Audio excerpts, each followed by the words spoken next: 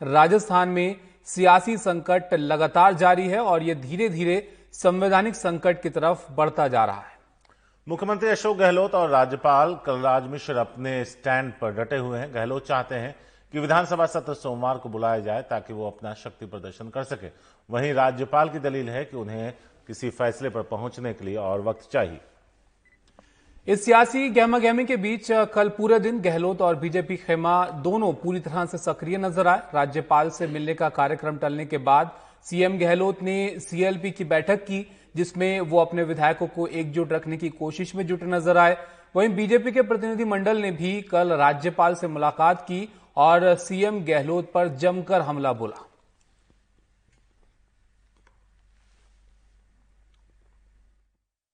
राज्यपाल को आप अपनी कैबिनेट का निर्णय दे करके तो आ सकते हो, लेकिन उसका निर्णय उनकी छाती पर खड़े रह करके लेकर के निकलोगे, यह व्यवहार तुम कहां से सीख कर आए? और वे इस संवैधानिक पद को इस ढंग से तुमने कलंकित करने का जो प्रयास किया। मांग करना कैबिनेट का अधिकार है, लेकिन उन सब तथ्यों के साथ मांग करनी पड़ती है।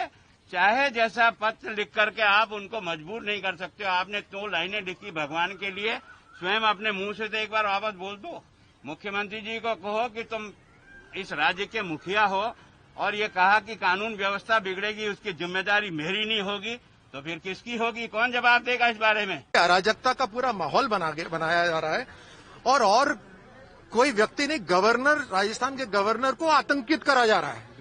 ये कैसे संभव है इस प्रदेश के अंदर? पूरी की पूरी अर्थव्यवस्था खराब हो रही है, कानून व्यवस्था खराब हो रही है, जनता त्रस्त है और आप 5 सितारा होटल में बैठे हुए।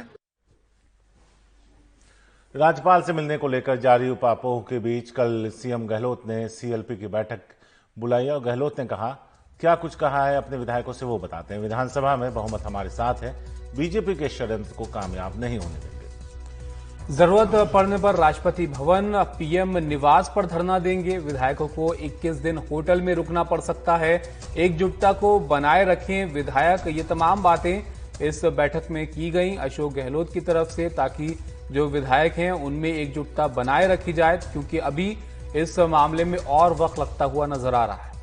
सौरभ शुक्ला हैं हमारे साथ इस बारे में ज्यादा बात करने के लिए। सीधे सौरभ के पास चलते हैं जो पहले दिन से ही वहां मौजूद हैं। और सौरभ, आप तो पहले दिन से वहां मौजूद हैं, हम ये जानना चाहेंगे कि आखिर इसका हल कहां निकलता दिख रहा है ऐसे वक्त में जब देश कोरोना से लड़ रहा हो, करीब 50,000 मामले रोज आ रहे हो, वहां सब एक दूसरे की कुर्सी खींचने और कुर्सी बचाने की कवायद में लगे हैं। जी बिल्कुल, शारिक विश्वेंद्र सिंह जिनको सस्पेंड किया गया और सचिन खेमे के विधायक मंत्री भी थे, उन्होंने एक ट्वीट किया था कुछ दिन पहले कि अब तक तो ये T20 मैच था वो खत्म हो गया, अब टेस्ट मैच चलेगा। तो राजस्थान की राजनीति में सियासत का टेस्ट मैच चल रहा है और कहा जाए कि सबसे बड़ी बात यही है कि कांग्रेस को चुना यहाँ की जनता ने। ज्यादातर विधायक यहाँ फेयरमाउंट रिजॉर्ट में हैं और बाकी सचिन खेमे के विधायक दिल्ली में किसी रिजॉर्ट पे हैं, तो जनता कहाँ जाए, ये बड़ा सवाल है।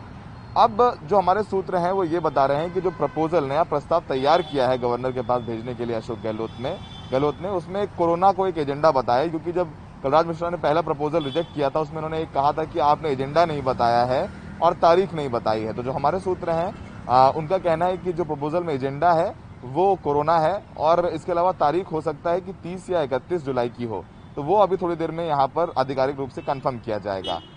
नंबर 2, कल एक बहुत अहम बात की अशोक गहलोत ने सीएलपी विधायकों की बैठक में।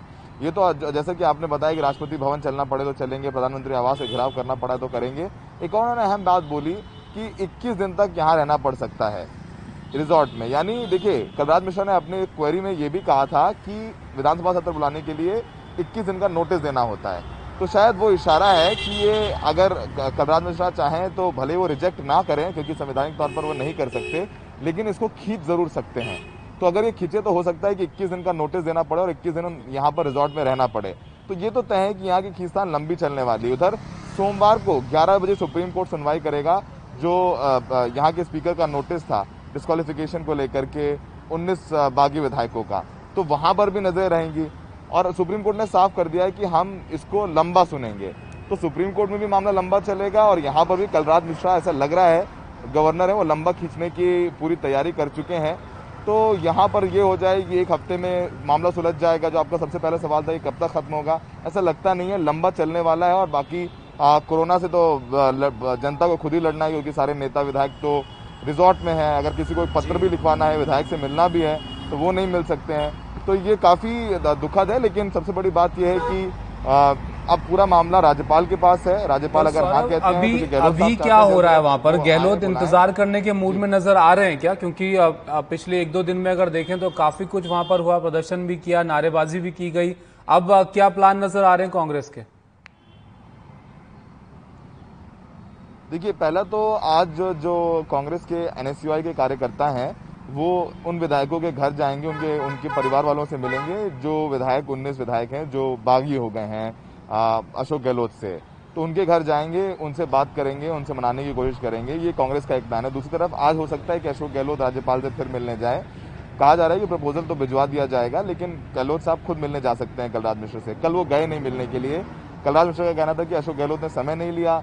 कांग्रेस से कुछ सूत्र बोले थे कि उनको समय नहीं मिला। तो तमाम तरीके की बातें यहाँ पर हो रही हैं। तो आज हो सकता है कि कलराज मिश्रा से मिले अशोक गहलोत और वो जो प्रपोजल है उस पर चर्चा हो। और हमारे सूत्र यही बता रहे हैं कि 30 से 31 जुलाई को ये विधानसभा सत्र बुलाना चाहते हैं और एजेंडा कोरोना रहेगा। ऑर्डिनेंस लाया जा सकता है, ऑर्डिनेंस पे वोटिंग कराई जा सकती है। विश्वास प्रस्ताव ना लाएं, क्योंकि ऑर्डिनेंस जब लाएंगे तो उनको व्हिप फिर से जारी होगा और 19 विधायकों को आना पड़ेगा। अगर वो नहीं आएंगे तो भी डिस्क्वालिफिकेशन की प्रक्रिया होगी, क्योंकि कोर्ट में सारा आर्ग्यूमेंट ही विधायकों का, सचिन पायलट का यही है कि असेंबली सेशन में नहीं थी, इसलिए व्हिप उन पर लागू नहीं होता। तो शायद वो एक तरीका होगा इनको डिस्क्वालीफाई करने का। सॉरी।